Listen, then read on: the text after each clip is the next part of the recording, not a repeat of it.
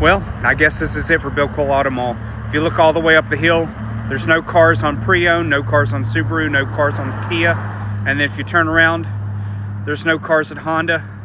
And then all the way down there, no cars at Nissan. It's been a great 2-year journey with you all.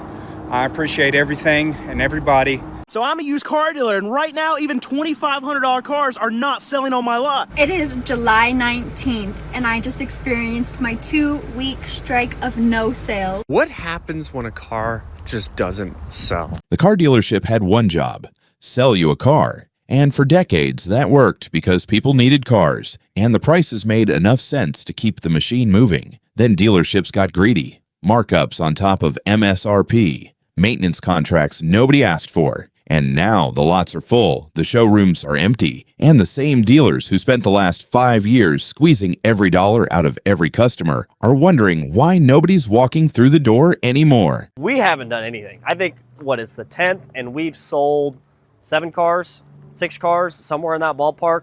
I got one that I can't even give away. I was on vacation for a week, talked to my brother. He said, hey, we sold the Infinity today. I'm like, great, that car needed to go. And I get back, and it's still here. So we didn't sell it. The lady that called on it called all the way from Hawaii. It's a 2021 Infinity QX50. It's got like 90,000 miles, 95,000 miles. I've marked it down on the internet all the way to $16,500.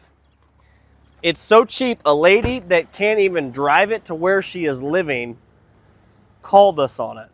Can't even get to her. I'm probably gonna have to mark it down again. It's still here. It's gonna hit 90 days here probably in the next week or so.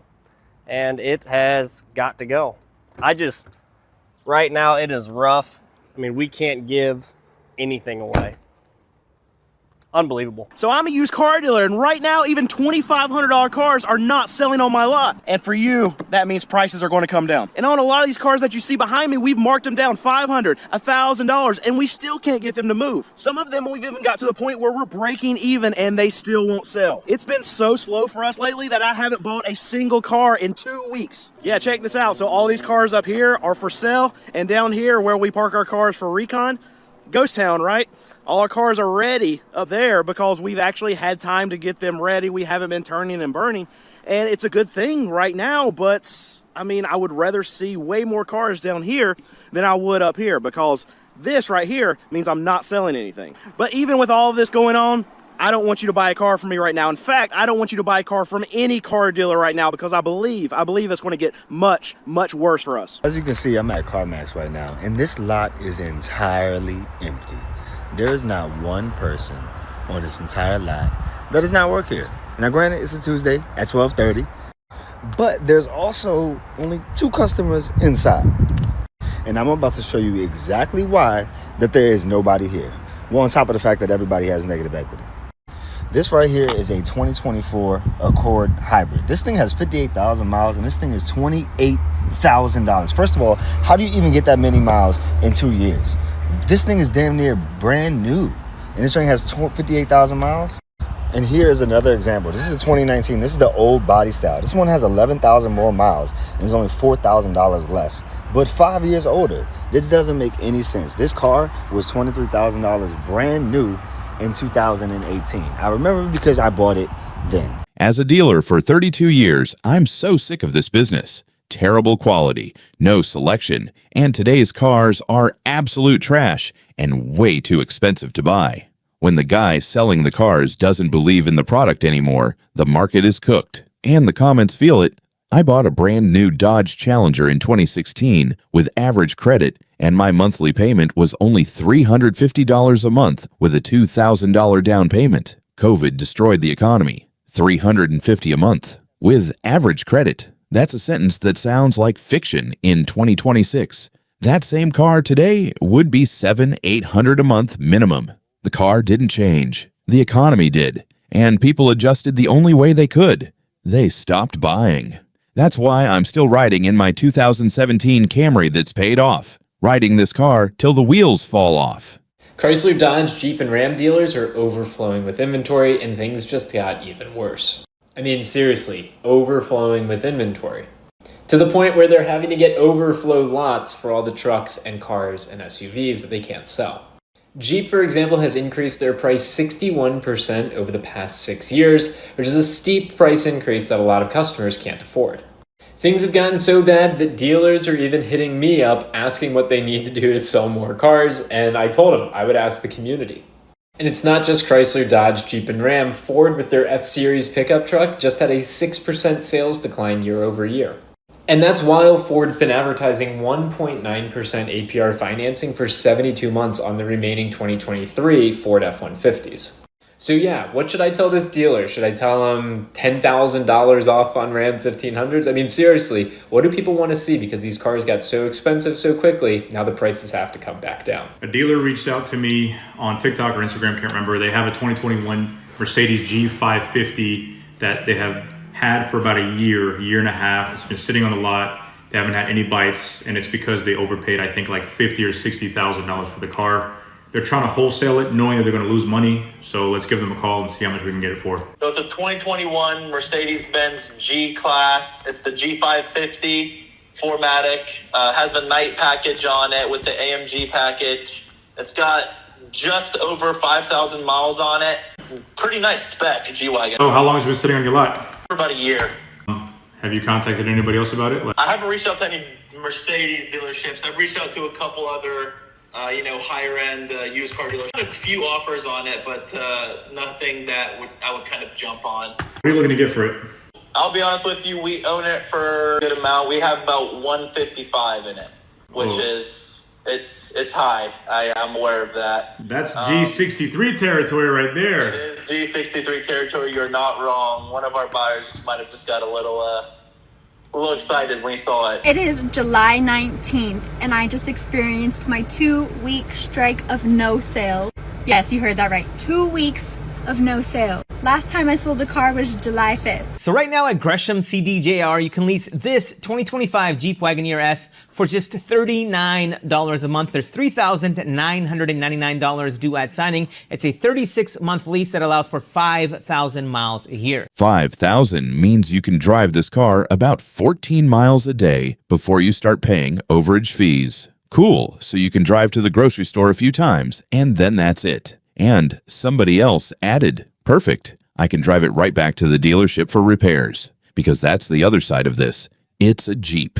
The 5,000-mile limit might actually be a feature because the less you drive it, the less chance it has to break down. And here's the real number nobody's talking about. $60K drop driving it off the lot. That's the depreciation. The lease exists because the dealership knows this car cannot be sold at full price. Nobody is financing a Wagoneer S at sticker, so they create a $39 headline, bury the real cost in the fine print, and hope somebody bites. That's not a lease. That's a marketing trick with a monthly payment attached. For all you guys that are talking about it's a very slow month in the car business, stop it with the negativity. Stop getting in your head.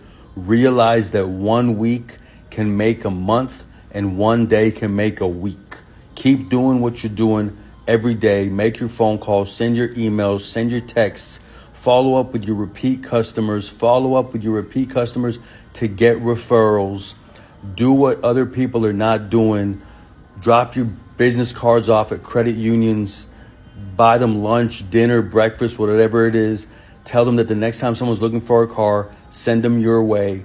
Go to your service department, try to pull customers out of service to sell them a car. This is a trick 80% of dealers pull with used cars because people fall for it. Atlantic Chevrolet is advertising this Honda Pilot for $32,900, but they are not going to let you buy the car for this price. They're going to charge fees because they know most people are not going to verify online. They're going to come into the dealer looking for that price and they're going to bump them. Now, when you try to verify online through text or email, they're going to make it very hard. They're going to divert. They won't answer the simple question of what they charge on top of that price. Now, when I called, I spoke to the right person. They told me this price includes a $2,000 down payment, so it's $34,900. It's not $32,900, and you must finance with the dealership. So until y'all learn to shop online like pros, they're going to keep doing this because people keep falling for it. FTC, U.S. Attorney General, Cars.com, Car Gurus, all these marketplaces, y'all need to change the way these dealers are allowed to advertise. That's like looking at a TV, finding on Amazon, you go to buy it for $400 and they say, oh, by the way, you owe us another $400. Out of Racine County, as a car salesman is now out of a job after backlash from a now deleted viral TikTok video he recently posted.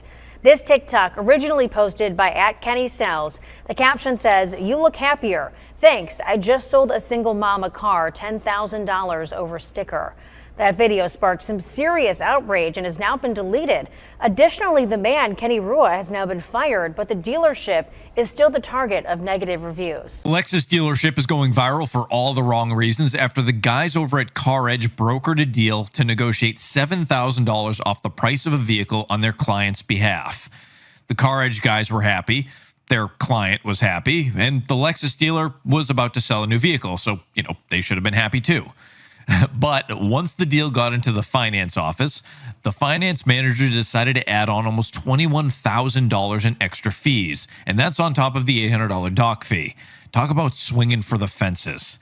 If we look at the contract here, we can see that the vehicle itself was being sold for $62,000. Then we have a maintenance contract for $4,995, an extended service contract for $8,995, Toyota Motor Insurance Service for $1,200, whatever that is. And then this one is awesome. $1,240 for an optional sales commission. Finally, we have another $4,495 for tire and wheel coverage. The add-ons end up to be something like 34% of the price of the vehicle itself. Wow, this should be illegal. Over 3,500 people agreed because it feels illegal. You negotiate a price, you shake hands, and then you walk into a back office where a different person tries to undo everything you just agreed to. And somebody asked the question that's been building for years. What happened to the days where you get a car below MSRP? Because those days existed not that long ago. You walked in, you negotiated under sticker, and you drove away feeling like you won something. Now you negotiate under sticker, and the finance office adds $21,000 on top and acts like you should be grateful. And one comment offered the only real solution: get rid of dealerships and turn them into service centers with new vehicle delivery area, and done. Because the dealership model isn't serving the customer anymore, it's serving the dealership. The customer is just the person they extract the money from. Because 6 months ago, when these first came out, no dealer was doing discounts. They were like, oh, no, it's a new redesign. We're not going to discount or anything. Yeah, turns out, made a big mistake. Made a huge mistake, actually. And now they're just loaded with inventory. Look at all those. Look at all the Toyota Tacomas. I mean, there's like 30 or 40 of them just loaded to the brim. And yeah, and everybody wants the Toyota Corolla Crosses and the Camrys and all that kind of stuff. But unfortunately, the manufacturer, Toyota and every manufacturer, they would rather sell these to the dealerships and sell them to the public. Because at the end of the day, this is what makes more money. And look at the build quality. We go up to them. This is not built in Japan. Look at this seamless line. I don't know if you can see, it gets a lot tighter right there. Look at the gap. Look at the gap.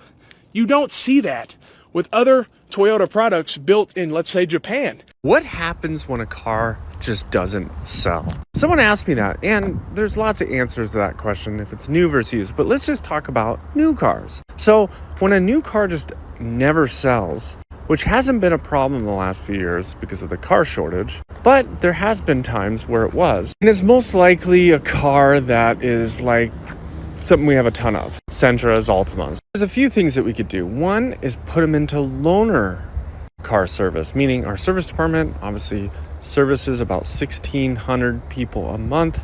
And sometimes people need a car to drive if their car is going to be in the shop for more than a day or so. So like these two cars are good examples. We probably had multiple Altimas in that color. They were probably over 300 days on the lot. Sentra as well. They're not the hottest selling car. And then on new cars, sometimes we'll sell them to rental car companies, or we just wait it out and they eventually do sell. Highest monthly payment you've seen? Ooh, the highest monthly payment I've seen here, probably about maybe $1,200. What was the car? It was insane. About $3,500. What was the car? A G-Wagon G63. About $2,500. What was the car? A GTR. Probably close to $2,500. What was the car? Yukon Denali Ultimate. $115,000. Fully loaded. Fully loaded. Nice. Everything. $1,450. What was the car? Used truck. Ooh, about $1,320. What was the car? It was a Lancer Evo Special Edition. $1,000. What was the car? GMC Hummer. Every single person answered that question with a smile, like it was a fun fact. Like paying $3,500 a month for a car is a quirky personality trait and not a financial emergency. $1,450 a month on a Yukon Denali. That's $17,400 a year. Over a 6-year loan, that's over $100,000 for a truck that will be worth a third of that when the last payment clears. And the Lancer Evo at $1,320. That's a car that was maybe $40,000 new. $1,320 a month means either the interest rate is criminal or the loan term is so long the car will disintegrate before it's paid off. These aren't car payments, these are consequences, and the people making them don't realize it yet because the car still smells new. 97% of people watching this aren't subscribed. If you're one of them and you made it this far, please hit subscribe button. Alrighty guys, so I'm here at this new Cadillac dealership looking at a couple new Cadillacs, and I just gotta say this: if you want this new Escalade that Cadillac has out with this nice paint job, go ahead and go sell your house, your kidneys, and your limbs so you can afford it. Take a look at this. This is the new Cadillac Escalade. I gotta say, this exterior paint job is hard as can be. Like, I don't know if you guys can see the flakes in the paint job, but it is hard. But it better be hard for the price tag. I mean, let's take a look at it. Here we have a 2025 Escalade IQ Sport 2. Standard vehicle price $148,000, but wait, there is more. Total price $153,000 for this new Escalade IQ Sport 2. I wonder what the depreciation is on something like this. This could be very, very bad news if you're in the car business. So there is a large buy here, pay here that operates out of Texas and California that has reportedly closed 2 stores and laid off about 1,100 employees. Everybody knows that subprime banks have taken huge losses over the last 2 years or so, and you're finally starting to see big buy here, pay here's feel it also. Now they currently have 30 locations between Texas and California, and if you've been to the auction, I mean, they buy. If they get on a car, they're going to buy the car. It doesn't matter if you're drive time. It doesn't matter if you're a large dealer group. They will pay whatever for the car. They also just reportedly laid off about 1,100 people. And again, 2 of their dealerships in San Antonio, one in San Antonio, one in Dallas, apparently have closed. For years, since I've been in the business, I've watched Tricolor pay stupid money for any vehicle. And I think it's finally catching up to them. When it comes to cars, it is one of the places that, financially speaking, I mean, it's kind of one of the dumbest debts you can get into from a financial perspective, because again, you're borrowing money and paying more on that borrowed money because of interest on an asset that's going down in value versus like a house, a mortgage, right? You take out a mortgage, you do pay interest on that loan, but the value of that home is going up at the same time. So the car itself is not a wise purchase to make when you don't have cash for it. Dealer profits hit record highs in 2021, 2022, 2023. The money was so easy that they forgot the basic rule of any business. The customer has to come back. And now the customer isn't coming back. The lots are full, the showrooms are empty, and the same dealerships that were adding 10, 15, 20,000 in markups are now sitting on inventory they can't move. And the response hasn't been to lower prices to where they should be. The response has been to get creative. $39 leases with 5,000-mile limits, $21,000 in back-end fees, financing structures that bury negative equity into bigger loans with longer terms at higher rates. They're not trying to sell you a car you can afford. They're trying to sell you a payment you'll accept, and those are 2 very different things. A payment you can technically make every month is not the same as a car you can afford. And here's the part that should change how you walk into any dealership. Every single fee in that finance office is negotiable or removable. The maintenance contract, the extended warranty, the tire and wheel package, the paint protection, the fabric coating, the optional sales commission, all of it. Every single line item exists because the finance manager's job is to see how many of them you'll say yes to. And most people say yes to all of them because they're exhausted. They've been at the dealership for 4 hours and they just want to drive the car home. That's the design. The process is long on purpose. By the time you get to the finance office, you're tired, you're committed, and you'll sign almost anything to make it stop. If you're buying a car right now, and I mean right now in this market, the leverage has shifted back to you for the first time in years. Lots are full. Dealers need to move inventory. Interest rates are making buyers hesitant. That's your advantage. Walk in knowing the invoice price, not the MSRP. Know what the car is actually worth, not what the sticker says. And when you get to the finance office, say no to everything, every single line item. If something is genuinely valuable to you, you can always add it later. Aftermarket, third party, at half the price the dealer quoted. The dealer's warranty markup is where they make their real money, not on the car itself. The car is the excuse to get you into the back office. Like, subscribe, and I'll see you in the next one.